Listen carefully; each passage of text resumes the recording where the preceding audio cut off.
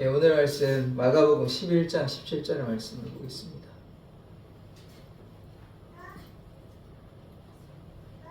네.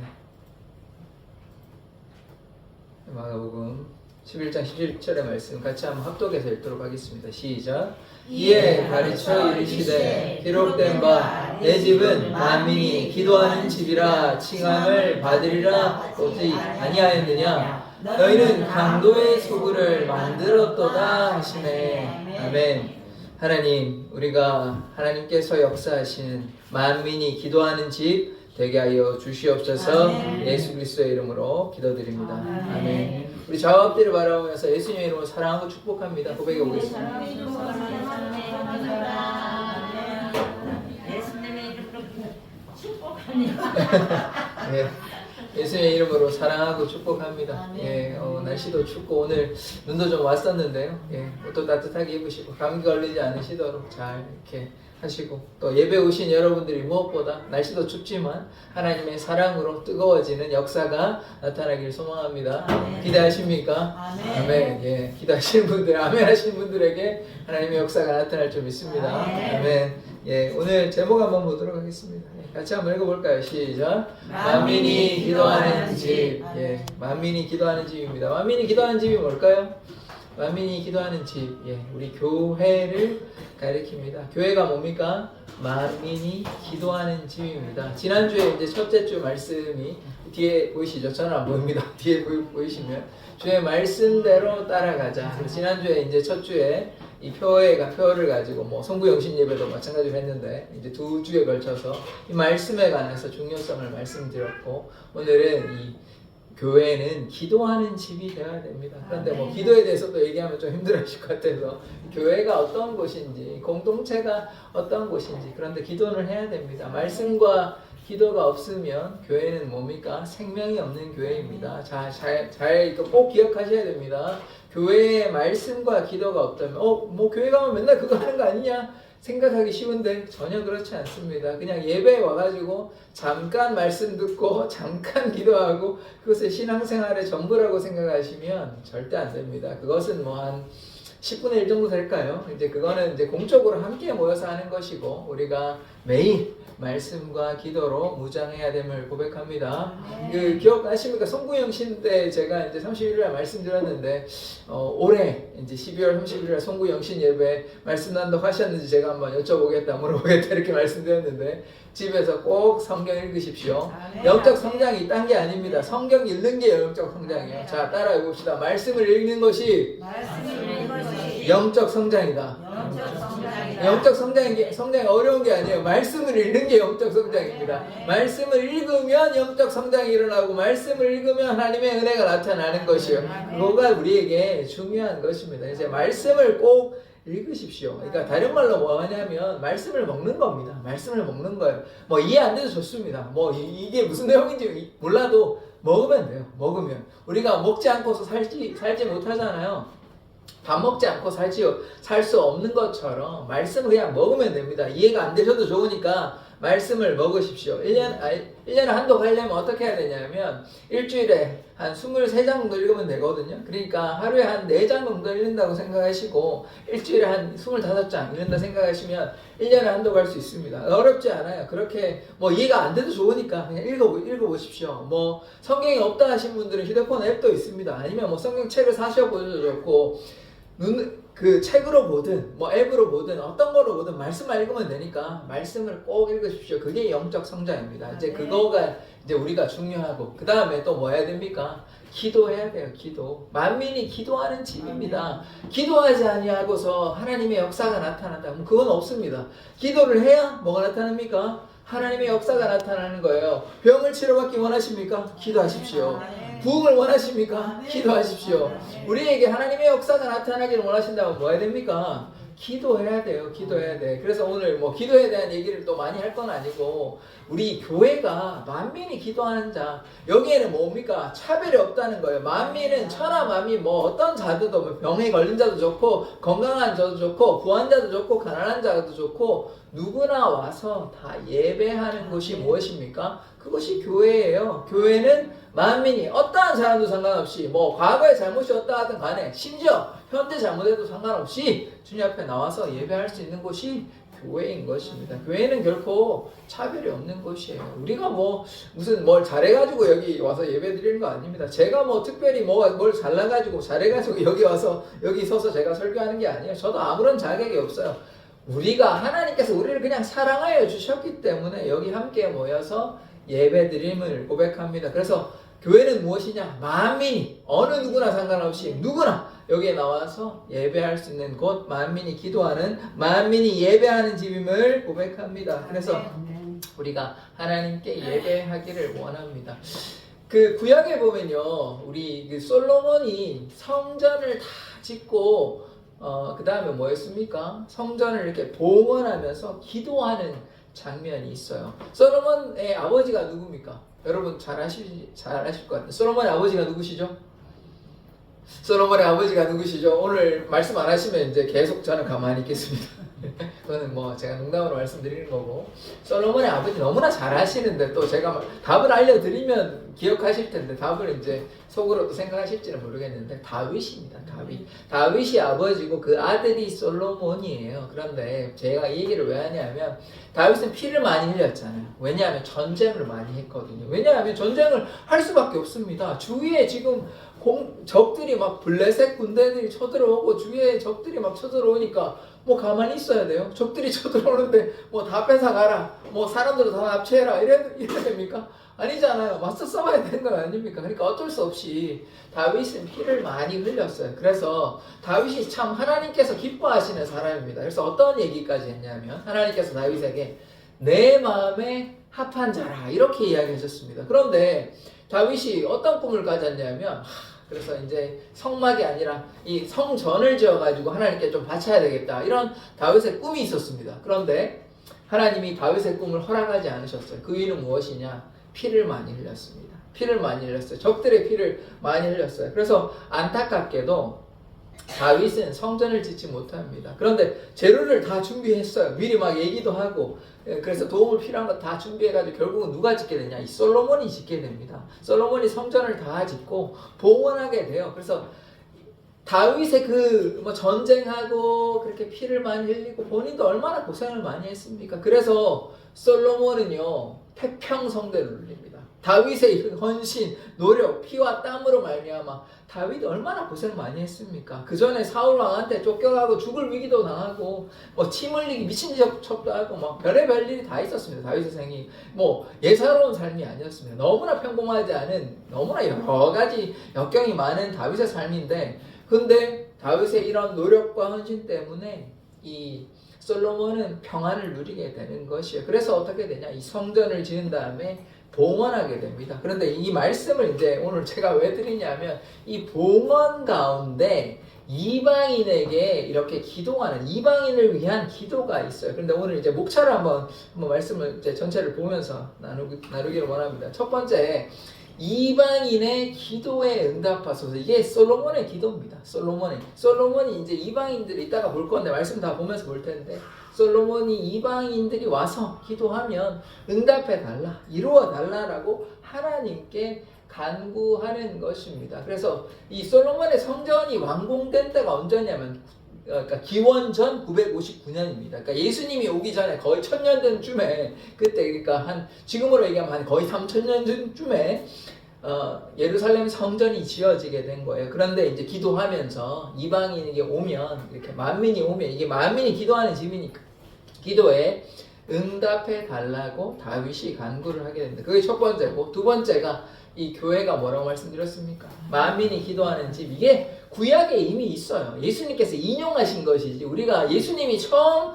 얘기하셨나 우리가 이렇게 생각하기 쉬운데 절대 그렇지 않습니다. 이사야의 말씀에 우리가 이따 볼 텐데 만민이 기도하는 집이라 이렇게 이미 나와 있습니다. 솔로몬도 비슷한 이야기를 하게 되고요. 그 다음에 그러면 우리 만민이 기도하는 집이 이제 교회라면 우리는 뭡니까? 하나님의 집사, 집의 집사입니다. 집사가 뭐합니까? 집을 관리하는 사람이죠. 그래서 우리가 하나님의 집사라는 것. 그래서 하나님의 집사는 어떻게 하냐? 집사는 뭐 보통 혼자 있잖아요. 그런데 하나님의 집사님이 지금 저도 있고 여러분이 다 있잖아요. 어떻게 하냐? 함께 연합해야 되는 거예요. 함께 집을 어떻게 해야 됩니까? 함께 지어져 가는 것이 하나님의 교회다. 이런 말씀 오늘 4가지에 걸쳐가지고 이렇게 말씀을 나누기를 원합니다. 첫 번째, 이방인의 기도에 응답하소서. 이 솔로몬의 기도를 한번 보기를 원하는데요. 열왕기상 8장 41절부터 43절까지 이제 43절도 뒤에 있습니다. 합독해서 한번 다 읽어보도록 하겠습니다. 시작. 또 주의 백성 이스라엘에 속하지 아니한 자 곧 주의 이름을 위하여 먼 지방에서 온 이방인이라도 그들이 주의 크신 이름과 주의 능한 손과 주의 펴신 팔의 소문을 듣고 와서 이 성전을 향하여 기도하거든. 43절입니다. 자, 그 다음에 주는 계신 곳 하늘에서 들으시고 이방인이 주께 부르짖는 대로 이루사 땅의 만민이 주의 이름을 알고 주의 백성 이스라엘처럼 경외하게 하시오며 또 내가 건축한 이 성전을 주의 이름으로 일컫는 줄을 알게 하옵소서. 아멘. 이 기도의 장면입니다. 기도가 다른 내용도 있어요. 근데 다른 내용 다 하면 오늘 몇 시간 해야 되고요. 그렇게는 다 못하고 이게 이 장면이 뭐냐면 특별히 이방인을 위한 기도의 장면인 것입니다. 다른 사람을 위한 기도도 다 했지만 그 중에서 이방인을 위한 기도를 한 것이에요. 솔로몬이 왕입니다. 한 나라의 왕인데 벌써 솔로몬은 하나님의 뜻을 헤아렸던 것이에요. 그러니까 하나님께서 이스라엘만 위한 하나님이 아니시라 고아와 과부와 나그네, 결국 이방인을 위한 하나님이 되신다. 그래서 이방인이 성전에 와서 기도하거든 그 기도에 응답해 달라고 이야기를 하는 것이죠. 자, 41절에 보시면 주의 백성 이스라엘에게 속하지 않는 자, 그들이 누굽니까? 이방인이에요. 먼 지방에서 이 사람들이 오면 이방인이라도 분명히 나와 있죠. 그 다음에 그들의 주의 크신 이름과 주의 능한 손과 펴신 팔, 이것은 하나님의 권능을 묘사하는 것입니다. 하나님의 권세와 능력을 얘기하는 것이죠.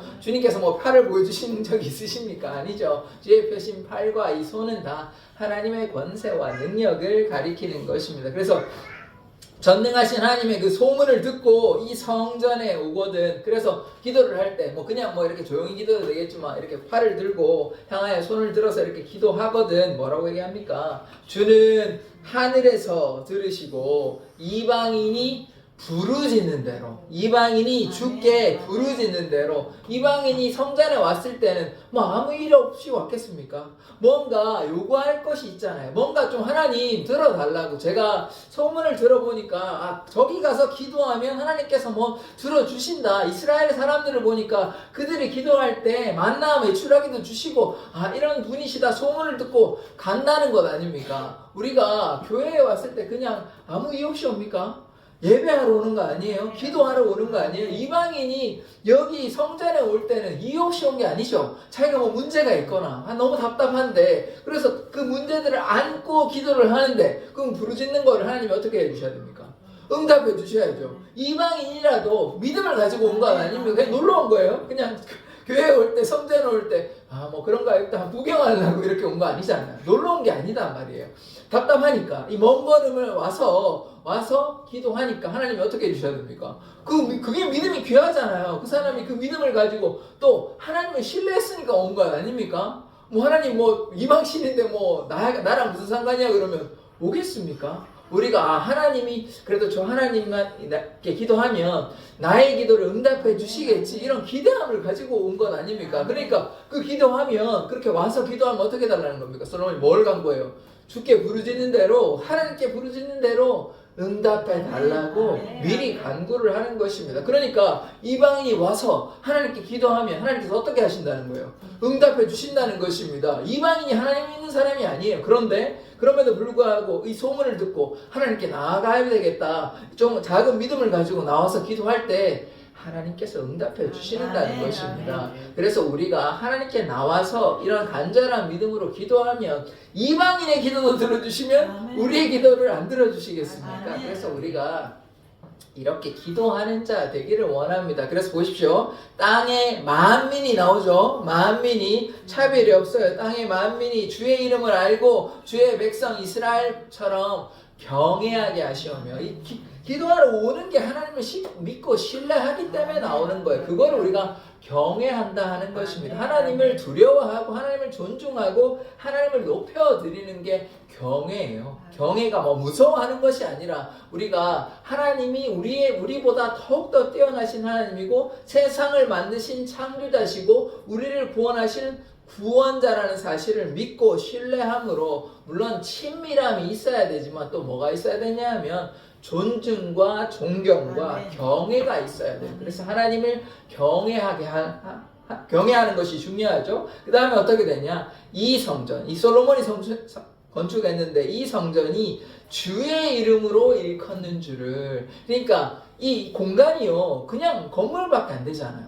건물밖에 안 되잖아요. 근데 이 건물에 의미가 있으려면 뭐가 있어야 되는 것입니까? 하나님의 임재가 나타나야 이것이 주의 이름으로 일컫는 곳이에요. 이거 그냥 건물에 불과한데 여기서 식당을 하면 그냥 식당에 불과한 것이고 뭐 딴 건 하면 카페에 불과한 것이고 뭐 커피숍에 불과한 것이고 뭐 민박집에 불과한 것인데 주의 영광이 임하고 주의 임재가 나타나면 주의 이름으로 일컫는 곳 뭐가 되는 것입니까? 교회가 되는 것이에요. 하나님의 성전이 되는 것입니다. 그래서 이 성전 가운데 이방인이 오면 응답해 달라고 솔로몬이 이렇게 간구를 하였습니다. 그래서 첫 번째 이방인의 기도에 응답해 달라고. 이 이방인들이 만민 아닙니까? 우리뿐만 아니라 모든 사람들이 어떠한 차별 없이 누구나 와서 기도하면 하나님께서 응답하여 주십니다. 그러니까 세상 가운데 방황하다가 친구들의 소개로, 친구들의 권유로, 혹은 어릴 때 뭐 주일학교 때 이제 여름 성경학교나 이렇게 가보니까 교회에 대한 기억으로 너무 힘들어서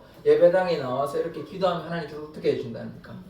응답해 주신다는 거예요. 하나님의 살아계심을 그들에게 나타내 보이신다는 것입니다. 그래서 교회는 만민을 위한 곳입니다. 그래서 어떠한 차별이 없는 곳이에요. 그래서 이방인이 올 때도 하나님께서 응답하여 주신다라는 것을 우리가 깨닫게 되는 것입니다. 그 다음에 두 번째, 아까 만민이 기도하는 집이라 그랬습니다. 교회는요, 따라해 봅시다. 교회는 만민이 기도하는 집이다.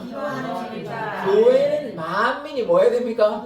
기도하는 집입니다. 기도하는 집. 오늘 뭐 기도에 대해서 많이는 말씀 안 드릴 건데 기도하는 곳이 돼야 돼요. 만민이 기도하는, 예배하는 곳이지만 예배 안에 뭐가 있습니까? 말씀과 기도가 있는 것이요. 말씀을 듣고 또 뭐 해야 됩니까? 기도해야 돼요. 문제가 있으시면 뭐 해야 됩니까? 기도하십시오. 기도할 때 하나님의 역사가 나타나는 것입니다. 하나님께서 아까 이방인의 기도도 들으시면 우리의 기도도 들으시고 응답하여 주실 줄 믿습니다. 그래서 꼭 기도하는, 교회는 만민이 기도하는 집이라는 사실을 꼭 기억하시기를 원합니다. 이사야 56장 7절의 말씀인데 한번 읽어보도록 하겠습니다. 시작. 내가 곧 그들을 나의 성산으로 인도하여 기도하는 내 집에서 그들을 기쁘게 할 것이며 그들의 번제와 희생을 나의 제단에서 기꺼이 받게 되리니 이는 내 집은 만민이 기도하는 집이라 일컬음을 될 것이니라. 아멘. 이 말씀이, 이사야 말씀이 어떤 말씀이냐면요, 이 이사야 말씀을 제가 이제 계속해서 말씀드리는데, 이사야가 언제 쓰여졌냐? 그러니까 그 남유다가 망하기 전에, 바벨론으로 끌려가기 전에, 망하기 전에 쓰여졌어요. 그런데 이미 그들이 우상 숭배가 너무 팽배해져 가지고요, 망해지는 거는 뭐 불변의 법칙, 계속해서 이제 우상 숭배를 했기 때문에 결국 어떻게 되냐? 망하게 돼요. 실제로 망했습니다. 언제 망했냐면 기원전 586년도에 망했어요. 그러니까 남유다가 망했는데 왜 망했냐? 우상 숭배해가지고. 그런데 이사야서가 너네들이 잘못했으니까 망할 거다, 이런 말씀도 있어요. 그런 말씀, 경고의 말씀, 또 하나님의 진노도 있지만 또 뭐가 있냐면 회복이 있어요. 회복. 하나님의 진노가 있는데 또 뭐가 있다고요? 회복이 있어요. 회복. 이게 회복의 말씀인 것입니다. 그러니까 이들이 망했잖아요. 망한 다음에 언제 망했냐? 아까 말씀드렸죠. 586년도에. 근데 70년이 지나면 이게 예레미야에 나와 있거든요. 예레미야에서 어떤 내용이 있습니까? 예레미야도 마찬가지 하나님의 진노가 있는데 뭐가 있냐? 회복이 있습니다. 그래서 망하고 난 다음에 70년 뒤에 어떤 일이 있냐? 성전을 재건하는 일이 있어요. 이 스룹바벨이라는 사람이 그때는 그래서 다시 와가지고 포로된 자들이 와가지고 뭐라냐? 성전을 재건합니다. 그게 언제냐? 516년이에요. 그게 어떻게 되냐? 70년이 딱 걸려요. 그래서 70년 만에 성전을 재건하는 일, 약속된 말씀이 그대로 성취되게 되는 것입니다. 그래서 이 말씀 그대로 이렇게 되는 거예요. 자, 말씀을 잘 보시면 내가 하나님이죠. 내가 곧 그들을 나의 성산으로 인도하며, 그들이란 말은 누구냐면 이스라엘 백성이요. 망한 이스라엘 백성입니다. 다 온 건 아니에요. 일부가 오긴 하지만 어쨌든 이스라엘 백성이 돌아오게 되죠. 이 성산이란 말은 무엇이냐면 예루살렘 섬 그 가까이에 뭐가 있냐면 시온산이 있습니다. 근데 시온산을 왜 얘기하냐? 이 성산 시온산에 뭐가 있었냐? 성전이 있습니다. 성전. 솔로몬의 성전, 그 성전이 시온산에 지어졌어요. 그래서 성산이라면 시온산, 하나님의 임재가 있는 이 산을 가리키는 것이죠. 그래서 인도하여 기도하는 내 집, 아까 기억나십니까? 만민이 기도하는 집. 그래서 그 이미 솔로몬이 이렇게 기도했잖아요. 솔로몬 이렇게 막 기도하는데 그것을 가리키는 거예요. 성전을 가리키는 것입니다. 내 집에서 그들을 기쁘게 할 것이며, 이미 망했잖아요. 망했는데 다시 그들에게 회복이 있는 것이에요. 아멘. 그들에게 물론 진노하였습니다. 왜냐하면 하나님의 말씀에 순종하지 않았기 때문에. 그래서 우리가 좀 기억해야 될 것은 하나님 말씀에 불순종하면 뭐가 있냐? 징계가 있고 벌이 있습니다. 그냥 하나님께서 내버려 두시지 않은 거예요. 그래서 징계가 있고 망했지만 그러나 뭐가 있습니까? 진노가 있는데 뭐가 있다고 그랬죠? 회복이 있는 것입니다. 그래서 다시 돌아와서 기쁘게 할 것이며, 하나님께서 이스라엘 백성들을 다시 기쁘게 할 것이며, 그들이 번제 희생을 나의 제단에서 기꺼이 받게 되리니. 그러니까 하나님께서 그들의 제사를, 그들의 예배를 다시 받으신다는 것입니다. 구약의 성전은요 어떤 개념이냐? 지금은 우리가 예배만 하잖아요. 근데 구약의 성전은 어떻게 하냐면 제사 지내는 것입니다. 짐승을 잡아서 제사 드리는 곳이에요. 그래서 이 번제는 태우는 거고요. 희생 제사는 뭐 동물의 제사, 말 그대로 죽여서 희생하는 그 제사를 가리키는 것이죠. 그래서 그 제사를 기꺼이 받으신다는 것이에요. 그래서 진노가 있었지만 다시 70년 뒤에 회복이 돼서 그들을 기꺼이 받아주신다. 다른 말로 용서해 주시고 회복하여 주시고 아멘. 축복하여 주신다. 그 말씀을 하게 되는 것입니다. 왜냐하면 이는 내 집은 뭐라고 얘기합니까? 만민이 기도하는 집이기 때문입니다. 원래 솔로몬의 기도한 바가 그러한 것이요. 만민이 와서 기도하는데 응답해 달라고 얘기하지 않았습니까? 그래서 이 말씀을 다시 해서 정리해서 딱 말 한마디로 얘기한 것이요. 내 집은 만민이 기도하는 집이다. 하나님께서 그렇게 정확하게 이제 말씀을 하신 것입니다. 이들이 잘못했지만 다시 재건하게 될 것이고, 성전을 재건하게 될 것이고, 516년에 딱 70년 만에 성전을 재건하는 역사가 나타나는 것이에요. 그래서 하나님의 약속은 어김없이 다 성취되는 것입니다. 하나님께 기도하면 하나님께서 응답하신다고 약속하셨기 때문에 그 약속은 우리에게도 나타남을 믿습니다. 그래서 문제가 있고 어려움이 있다면 뭐 하면 됩니까? 기도하면 돼요. 기도하면 돼요. 재정적인 어려움이 있든, 질병의 문제가 있든, 관계의 어려움이 있든, 직장의 문제가 있든, 여러 가지 문제가 있으면 뭐 어떻게 하라고요? 하나님께 나와서 하나님께 기도하면 되는 것입니다. 그런데 구약에는 성전이 있었지만, 우리가 이따가 보겠지만 우리가 움직이는 성전이에요. 그러니까 어디에 있는지 우리가 기도하면 돼요. 기도하면 하나님께서 어떻게 하신답니까? 응답하여 주신다는 것입니다. 문제를 해결해 주신다고 약속하셨어요. 그래서 우리가 하나님께 기도하는 자 되기를 원합니다. 왜 그렇습니까? 내 집은 만민이 기도하는 집이기 때문입니다. 그래서 우리가 이 성전도 그렇지만, 이 예배당도 그렇지만 우리가 기도하는 집이라는 것입니다. 우리가 하나님의 성전이고 우리가 기도하는 집임을 고백합니다. 자, 그 다음에 말씀, 이제 예수께서 인용한 말씀인데요. 한번 읽어보겠습니다. 시작. 이에 가르쳐 이르시되 기록된 바 내 집은 만민이 기도하는 집이라 칭함을 받으리라고 하지 아니하였느냐? 너희는 강도의 소굴을 만들었도다 하시매.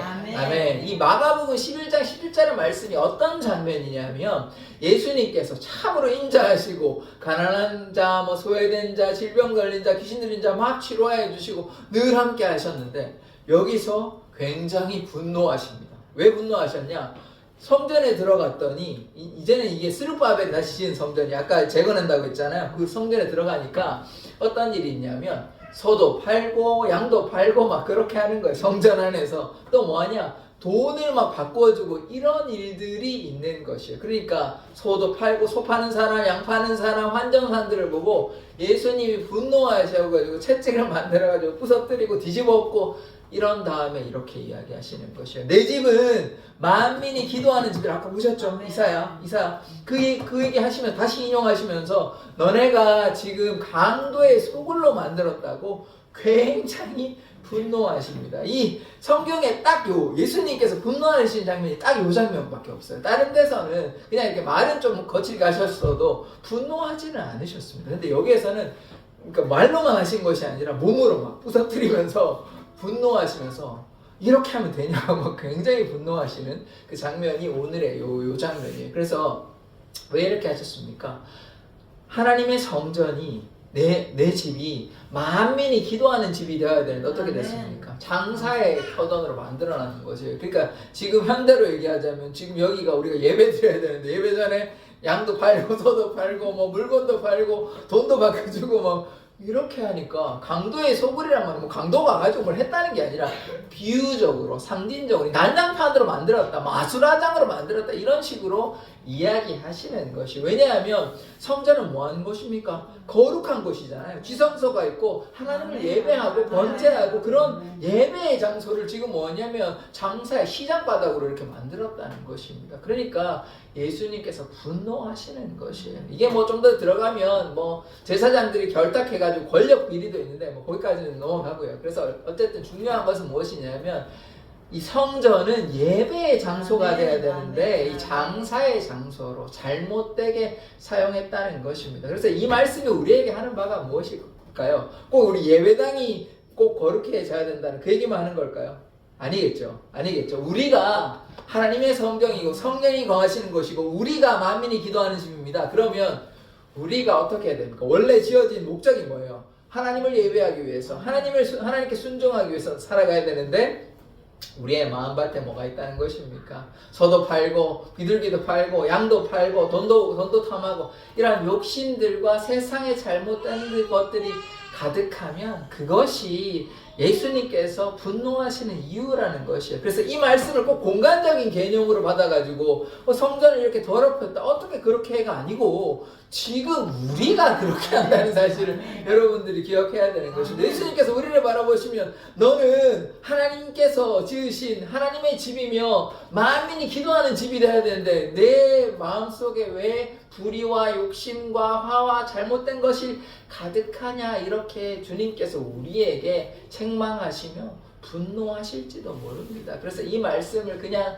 지나가는 말씀으로 이 성전에서 그렇게 더럽혔네 이렇게만 이해하셔도 되는 것이 아니라 우리의 삶을 비추어 봐야 하는 것이에요. 이 말씀에 우리의 삶을 비추어 봐야 하는 것입니다. 과연 우리는 하나님께서 거하시는 만민이 기도하는 집인가? 우리가 잘못됐으면 회개하고 고치고 나아가면 되는 것입니다. 뭐 그것 때문에 아이고 난 어떻게 할까 고민하지 마시고 또 넘어지시면 또 기도하십시오. 이 세상에는 한 번 회개했다고 해결되는 게 없습니다. 한 번 해결했다고 회개했다고 해결되면 여기에는 뭐 다 거룩한 사람밖에 없어요. 여기에는 한 번도 이제 회개하면 다 끝났으니까. 그럼 앞으로 회개하면 더 이상 그런 똑같은 죄는 안 지을 거 아니에요. 그럼 완벽한 사람들은 뭐 있을 거 아니에요 여기는. 근데 그렇지 않아요. 우리가 때로 넘어질 수 있습니다. 그런데 넘어질 때마다 뭘 생각하시면 되냐면 예수 그리스도의 십자가를 생각하십시오. 예수 그리스도의 보혈을 생각하십시오. 나를 위해서 주님께서 십자가에 달려 돌아가셨으니 내가 넘어질 때마다 나의 연약함을 주님께 간구하고 용서해 달라고 하시면 됩니다. 우리가 뭐 어떻게 완벽해요? 우리도 범죄하기 싫죠. 우리도 잘하고 싶지만 때로 유혹 때문에 때로 연약함 때문에 넘어지는 것 아닙니까? 그때 괴로워하지 마시고 하나님 죄송합니다. 제가 이러지 않기를 원하는데 또 넘어졌습니다 라고 주님께 고백하면 됩니다. 계속 그렇게 하십시오. 계속 뭐 그럴 수밖에 없습니다. 원래 뭐 더 정확한 의미는 방향을 전환하는 것이지만 그게 뭐 마음대로 됩니까? 내가 오늘 마음 먹어가지고 이제 회개하면 이제 다시는 범죄하지 않습니까? 그렇지 않잖아요. 저도 뭐 때로 이렇지 않기를 원하지만 그렇게 노력하지만 때로 범죄합니다. 때로 뭐 나쁜 말 안 하면 되는데 때로 화를 내기도 하고 그렇게 하는 겁니다. 뭐 제가 뭐 완벽한 인간이 아니잖아요. 저는 예수님이 아닙니다. 그러니까 그렇게 하지만 그렇게 안 하려고 노력하는 것이죠. 방향이 전환하려고 노력하는 것이지만 그럼에도 불구하고 또 넘어질 때 있습니다. 그때 뭐 하면 됩니까? 회개하면 돼요. 그러니까 내 집이 만민이 기도하는 집이라 했으니까 우리가 범죄할 때마다 주님께 회개하시면 돼요. 기도하시면 돼요. 하나님께서 우리의 죄를 주홍같이 붉은 죄를 깨끗하게 흰 눈같이 양털같이 희게 해주신다고 약속하셨으니까 아멘. 기도하십시오. 아멘. 회개 기도하시면 아멘. 하나님께서 다 용서하여 주실 줄 믿습니다. 그래서 내 집은 만민이 기도하는 집이다. 아멘. 우리의 몸이 우리의 삶이 만민이 기도하는 집이다. 이런 고백이 되기를 원합니다. 자, 그 다음에 말씀을 우리가 좀 더 보면요. 세 번째 말씀, 하나님의 집사라고 얘기했는데요. 이 말 디모데전서 3장 15절의 말씀 한번 읽어보도록 하겠습니다. 시작. 만일 내가 지체하면 너로 하여금 하나님의 집에서 어떻게 행하여야 할지를 알게 하려 함이니 이 집은 살아계신 하나님의 교회요 진리의 기둥과 터니라. 아멘.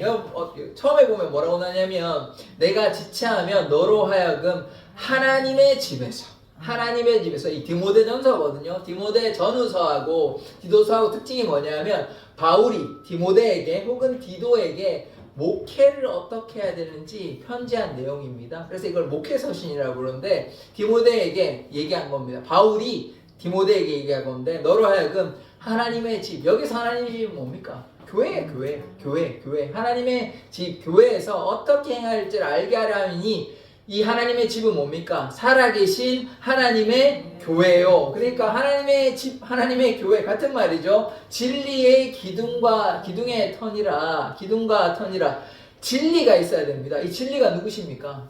예수 그리스도입니다. 예수께서 길이요. 내가 곧 길이요, 진리요. 그러니까 예수께서 진리 되시는 것입니다. 그래서 진리의 기둥이라는 말은 기둥이라는 기둥을 얘기하는 것도 하지만 상징적으로 비유적으로 이야기하는 것이죠. 그래서 교회는 누가 계셔야 돼요? 결국은 예수께서 계시는 곳입니다. 예수께서 진리 되시기 때문에 그래서 예수가 있는 공동체 예수의 공동체 되는 것입니다. 그러니까 하나님의 집이 하나님의 교회인데 하나님의 교회는 결국 진리의 기둥이 있어야 되니까 진리의 기둥과 터라고 얘기했으니까 진리가 곧 누구라 했습니까? 예수께서. 그러니까 하나님의 집은 결국 예수께서 머리 되셔서 예수의 몸 된 곳이 무엇입니까? 그것이 교회라는 것이에요. 그래서 하나님의 집은 하나님께서 다스리시는 공동체지만 그 다스리는 공동체, 교회의 머리는 누가 되십니까? 예수께서 되시고 교회의 몸이 누가 되십니까? 교회가 되는 것이죠. 그래서 예수께서 이끌어 가시는 공동체, 그것을 교회라고 이야기하는 것이죠. 그래서 교회는요 하나님의 집입니다. 그래서 예수께서 이끌어 가시는 곳입니다. 그런데 우리의 역할이 있어요. 하나님의 집이면 우리는 뭡니까? 우리는 아무것도 아니에요. 하나님의 자녀고 하나님의 백성이고 예수의 제자입니다. 그래서 우리가 해야 될 일이 있습니다. 아까 집을 다스리는 사람이 누가 있다고 그랬죠? 집을 관리하는 사람이 집사예요. 집사. 우리가 뭐라고요? 하나님의 집사, 하나님의 청지기, 예수의 제자. 그러니까 우리가 이 집을 관리해야 되는 책임과 의무가 우리에게 있다는 것입니다. 왜요? 우리가 하나님의 집사이기 때문에, 하나님의 집을 관리하는 하나님의 집의 집사이기 때문에 그렇습니다. 그래서 우리가 이 하나님께서 소유되신 하나님의 소유이신 이 집을 우리가 어떻게 해야 됩니까? 잘 관리해야 되는 것이에요. 이 집을 관리하라고 얘기하니까 물론 보여지는 이런 것도 잘 관리해야 되는 거 맞습니다만 그 얘기를 하는 게 아니죠. 교회가 뭐라고 얘기했습니까? 공동체예요. 공동체. 예수를 머리로 하는 예수 공동체입니다. 그러니까 여기에서 공동체를 잘 관리하라는 말은 이등 관리하라는 뜻이 아니고 성도 한 사람. 성도 한 사람. 연약한 성도가 있잖아요. 튼튼한 성도도 있지만 연약한 성도도 있잖아요. 튼튼한 부분도 있지만 약한 부분도 있잖아요. 그럼 어떻게 하라는 겁니까? 건물에 이렇게 금이 가고 이렇게 하면 뭐 해야 됩니까? 보수도 하고 좀 무너질까 하면 보강도 하고 안전하게 해서 무너지지 않도록 해야 되는 거 아닙니까? 그렇게 하라는 것입니다. 그러니까 교회를 잘 관리하라는 것이에요. 이거는 다른 말로 쉽게 얘기하면 무엇이냐 하면 힘들고 괴로워하는 지체를 어떻게 하는 겁니까? 돌보라는 것이에요. 이 교회를 관리하라는 말은, 우리가 집사라는 말은 사람을 돌보라는 것이에요. 건물을 돌보라는 거예요. 물론 건물도 돌봐야 되겠지만 그게 중요한 게 아니고 사람 한 사람 연약하고 힘들어하고 괴로워하는 그 사람을 돌보라는 것이 이 집사의 의무, 집사의 사명인 것입니다. 그래서 우리가 힘들어하는 지체를 꼭 돌보기를 원합니다. 왜냐하면 교회는 하나님의 집, 예수의 공동체이기 때문입니다. 그래서 그 다음 말씀 한번 보도록 하겠습니다. 히브리서 3장 6절의 말씀인데 같이 한번 읽어보겠습니다. 시작. 그리스도는 하나님의 집을 맡은 아들로서 그와 같이 하셨으니 우리가 소망의 확신과 자랑을 끝까지 굳게 잡고 있으면 우리는 그의 집이라. 아멘. 자, 먼저 그리스도의 집사가 먼저 되신 분이 있어요.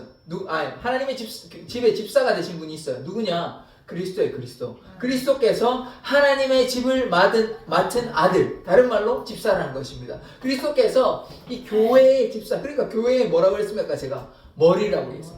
머리. 그러니까 그리스도께서 우리에게 이미 본보기로 모델로 예로서 보여주셨어요.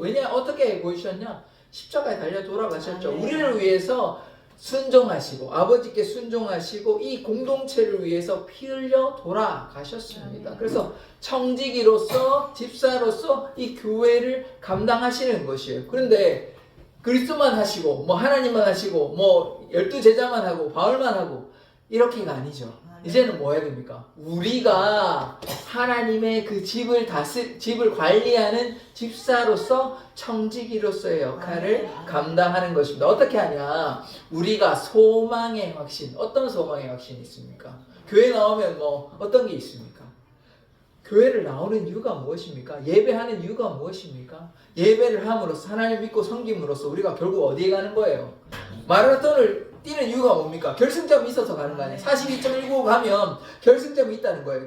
우리가 인생의 끝이 결승점이 있다는 거예요. 결승점이 뭐냐면 하나님의 나라인 것입니다. 다른 말로 영생의 길, 구원의 길을 우리가 가는 여정이 지금 하나님의 집에 나와서 우리가 하나님의 일들을 감당하는 것입니다. 이것이 하나님의 나라에 대한 소망의 확신, 다른 말로 구원의 확신이 있다는 것이에요. 그 자랑을 끝까지 굳게 잡고 있으면 어떻게 된대요? 우리가 그의 집이라는 것이에요. 아까 제가 말씀을 드렸잖아요. 우리가 하나님의 성전이에요. 우리가 하나님의 집이라는 것이, 이걸 자꾸 건물로 이해해서는 안 되는, 공동체도 맞고 그런데 우리도 하나님의 집이라는 것입니다. 하나님이 우리 안에 거하시고 성령께서 우리 안에 거하시고 예수께서 우리 안에 거하신다는 것입니다. 왜요? 우리가 하나님의 집이라니까. 말씀 나오냐? 우리는 그의 집이라. 그의 집, 하나님의 집이에요. 우리가 하나님, 자기 건물로만 이해하시면 안 돼요. 그렇게 이해하지 마시고 우리가 하나님의 집이고 우리가 하나님의 성전이고 성령께서 역사하신 우리가 하나님의 성전이라는 사실. 그래서 교회는 뭡니까? 움직이는 교회예요. 왜냐하면 우리가 움직이잖아요. 우리 가만히 있습니까? 한 곳에 계속해서 가만히 있지 않잖아요. 움직이잖아요. 그러니까 우리가 움직임으로 교회는 움직이게 되는 것이죠. 왜냐하면 교회가 하나님의 집이니까, 우리가 하나님의 집이니까, 우리가 움직이니까 교회는 움직이는 것입니다. 그래서 교회가 하나님의 역사로 말미암아 우리가 움직이게 되는 것이죠. 그런데 왜 움직여야 됩니까? 하나님께서 우리에게 주신 사명이 있어요. 아까 집을 잘 관리하라 그랬잖아요. 집에 이제 힘들어하는 그 지체를 좀 돌봐야 되는 거 아닙니까? 아파하고 괴로워하는데 무너지고 있는 상황으로 뻔히 보고 있으면 어떻게 돼요? 여기가 무너지면 어떻게 되죠? 여기만 무너집니까? 이 기둥이 무너지면 이쪽이 무너지면 어떻게 돼요? 다 무너져요. 그러니까 이 연약한 지체를 놔두는 순간 어떻게 됩니까? 다 무너지게 되는 것이에요. 이게 전염병이 이렇게 놔두면, 병이 있으면 별거 아니죠. 근데 관리 안 하면 어떻게 됩니까? 계속 다 해가지고 다 펴져가지고 어떻게 됩니까? 심각한 병이 올 수 있어요. 감기 별거 아닌 것 같지만 관리 안 하면요, 어떻게 됩니까? 폐렴이 올 수도 있어요. 그러니까 약한 거를 어떻게 됩니까? 치료하고 고치고 이렇게 돌봐야 되는 것 아닙니까? 가만히 놔두면 어떻게 됩니까? 이게 악화되는 것이에요. 그러니까 연약한 지체를 우리가 어떻게 됩니까? 돌보아야 되는 것이, 이것이 하나님의 집사로서 우리에게 맡겨주신 사명인 것입니다. 그런데 또 제가 뭐라고 말씀드렸어요? 우리가 움직이는 교회라고 말씀드렸지 않습니까? 하나님께서, 예수께서 승천하시면서 뭐라고 말씀하셨어요? 성령이 너에게 임하시면 너희가 권능을 받고 권세와 능력을 받고 예루살렘과 사마리아와 온 유다와 땅끝까지 이르러 내 증인이 되리라. 이게 우리의 사명인 것이에요. 그러니까 뭐 해야 되냐면 예수의 증인입니다. 예수의 증인. 움직이는 교회란 말은 교회에만 나와가지고 하나님, 그것도 감사한 일인데, 하나님께 예배하는 일도 감사한 일인데, 왜냐하면 내 집은 만민이 기도하는 집이니까. 근데 기도하는 집이 이 공간만 있다고 말씀드리지 않았잖아요. 우리가 하나님께서 거하시는 하나님의 집이니까, 우리가 움직이는 교회니까 뭐 해야 돼요? 돌아다니면서 뭐 해야 됩니까? 예수의 증인된 삶을 살아야 하는 것입니다. 우리 안에 연약한 공동체도 돌보고 나가서 복음을 증거하는 것, 움직이는 교회니까 그것이 우리에게 맡겨주신 안으로 돌보고 바깥에서 하나님을 증거하고 예수를 증거하고 이 두 가지의 사명을 감당하는 것. 그것이 무엇입니까? 하나님의 집사로서 감당해야 되는 것입니다. 왜냐하면 우리가 하나님의 집이기 때문에 우리가. 그래서 그 역할을 우리가 잘 감당하기를 원합니다. 교회는 그러니까 제가 몇 번 지난번에 한번 말씀드렸던 것 같은데 교회는 그리스도의 몸이기 때문에 또 우리가 뭡니까? 그 안에 하나의 부속품이고 하나의 부분인 것이에요. 그래서 서로 연결돼야 되는 것입니다. 혼자 할 수 없죠. 혼자 뭐 막 한다고 되는 게 아닙니다. 함께 가는 거죠. 함께. 집이 뭐 구조만 있으면 끝납니까? 아니죠. 뭐 시멘트도 바르고 이렇게 해야 될 거 아닙니까?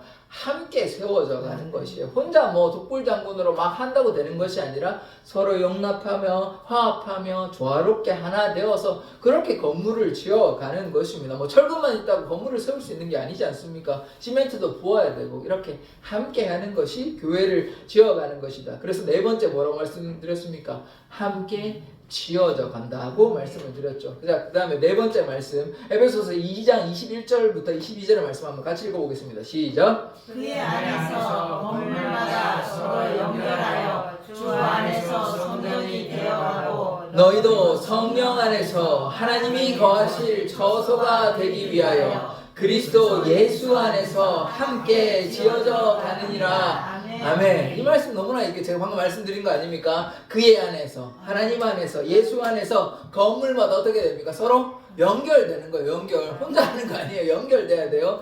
그래서 어떻게 돼요? 건물이 세워지는 것입니다. 뭐 나무 하나 가지고 철근 하나 가지고 되는 것이 아닙니다. 서로 연합해 가지고 함께 연결되어 세워지는 거예요. 공동체가 그냥 뭐 한 사람 막 애쓴다고 되는 것이 아니라 함께 연결돼서 그래서 연약한 지체도 돌보고 하는 것이에요. 함께 연합해서 어떻게 돼요? 성전이 되어간다. 지금 건물이 이렇게 지어지듯이 공동체가 세워지는 방식은 부흥과 성장의 비결은 무엇이냐면 함께요 연결되어야 돼요. 혼자 뭐 하는 게 아니에요. 다 같이 연결된 하나된 공동체, 같은 마음, 같은 생각, 같은 방향, 하나된 공동체가 될 때 어떻게 됩니까? 부흥과 성장이 있는 것이에요. 연결될 때 주의 성전이 세워지는 것입니다. 연결될 때 부흥과 성장이 있음을 믿습니다. 자, 22절 말씀을 보면 너희도 성령 안에서 하나님이 거하실 처소가 되기 위하여. 그러니까 다른 말씀에도 있는데 우리가 결국 무엇입니까? 성령께서 거하신 우리가 하나님의 성전임을 기억해야 하는 것입니다. 그래서 그리스도 예수 안에서 아까 그의 안에서 하나님 안에서 예수 안에서 함께 지어져 간다. 연결된다. 혼자 되는 것이 아닙니다. 구조 뭐 철근만 세워서 되는 것이 아니에요. 아까 시멘트 묻는다고 말씀드렸지 않습니까? 시멘트가 부을 때 어떻게 돼요? 나중에 볼 때는 콘크리트는 단단하게 되는데 처음에 볼 때는 뭐 부드럽지 않습니까? 그래서 이 연약한 부분들을 우리가 왜 너는 그렇게 하냐? 왜 막 이렇게 노하지 마시고 좀 연약한 부분이 있잖아요. 그걸 어떻게 합니까? 부드럽게 좀 품어주십시오. 그럼 어떻게 됩니까? 그 연약한 부분이 잘 다듬어져가지고 단단하게 콘크리트가 되는 거예요. 그러면 이 연약한 부분이 부드럽게 감싸줬더니 구조가 돼가지고 기둥이 돼가지고 건물을 받치게 되는 것입니다. 이게 무엇입니까? 직접적으로 제가 말씀을 드리면 옛날에는 뭐 그렇게 막 불평하고 원망하던 어떤 김 집사님이 지금 누구 지칭하는 건 아닙니다. 그럼 이 집사님으로 할게요. 이 집사님이 이제는 막 이렇게 용납하고 품어주고 같이 이렇게 했더니 어떻게 됩니까? 마음이 부드러워져가지고 교회의 큰 기둥이 된다는 것입니다. 그러니까 우리가 어떻게 해야 돼요? 서로를 용납하고 품어주는 자 되기를 원합니다. 아까 어떻게 해야 그랬죠? 연결돼서 서로 함께 용납하고 이렇게 사랑하면 어떻게 됩니까? 성전이 세워가는 것, 집이 세워진다는 것은 이 교회가 부흥된다는 것입니다. 그러니까 하나님의 집이 건설되고 확장되어진다는 것이에요. 그래서 우리가 서로 사랑하고 용납하는 자 되기를 원합니다. 그러하면 하나님의 역사가 나타나게 되는 것입니다. 오늘 말씀을 다 정리하면 첫 번째 뭐라고 했습니까? 솔로몬이 이제 하나님의 성전에 대해서 이제 기도하고 이방인이 와서 기도하면 그들이 믿음으로 올 것 아니면 그냥 뭐 놀러 오지는 않을 거 아니에요? 와서 기도하면 응답해 달라고 간구했는데 마찬가지로 우리가 하나님의 전에 또 우리가 또 하나님의 집이잖아요. 우리가 기도하면 어떻게 한답니까? 하나님께서 응답하여 주신다. 우리의 기도에 침묵하지 않으시고 응답하여 주신다. 그래서 하나님께서 이방인의 기도에 들으시고 우리의 기도에 들으시고, 그래서 교회는 뭐라고 그랬습니까? 두 번째, 하나님의 만민이 기도하는 집, 만민이 기도하는 집이라고 말씀드렸습니다. 그래서 이 교회가 꼭 건물이 아니고 성전이 아니고 그게 아니고 어떻게 됐습니까? 이 공동체라 그랬죠. 예수님께서 머리 되시고, 그래서 이 공동체를 우리가 어떻게 해야 됩니까? 세 번째, 하나님의 집사가 됩니다. 집사, 이 집을 다스리는 집사. 집사는 이 건물을 다스리는 얘기가 아니죠. 공동체, 연약한 사람들을 돌보고 함께하라. 네 번째 어떻게 하라 했습니까? 함께 지어져 간다고 말씀을 드렸습니다. 그래서 우리가 이렇게 함께 짓기를 원합니다. 그러하면 하나님의 역사가 우리에게 나타나는 것입니다. 자, 오늘 제목이 뭐였습니까? 내 집은 만민이 기도하는 집이라고 얘기했죠.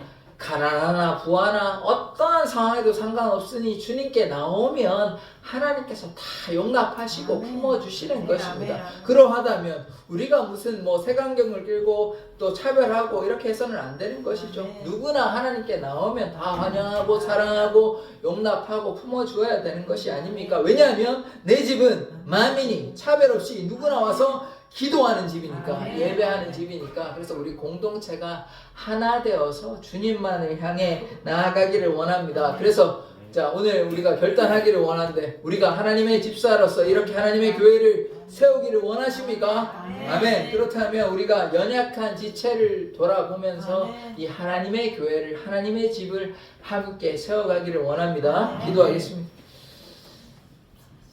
하나님, 교회는 만민이 기도하는 집임을 고백합니다. 주님, 이곳에 온 모든 자들이 하나님께 기도할 때 주께서 응답하여 주시고, 그리하여 함께 서로 채워져 가서 교회가 부흥 성장할 수 있도록 우리가 하나님의 집을 다스리 관리하는 집사로서 하나님께서 맡겨주신 사명 잘 감당하는 자로 세워 주시옵소서. 예수 그리스도의 이름으로 기도드립니다. 아멘.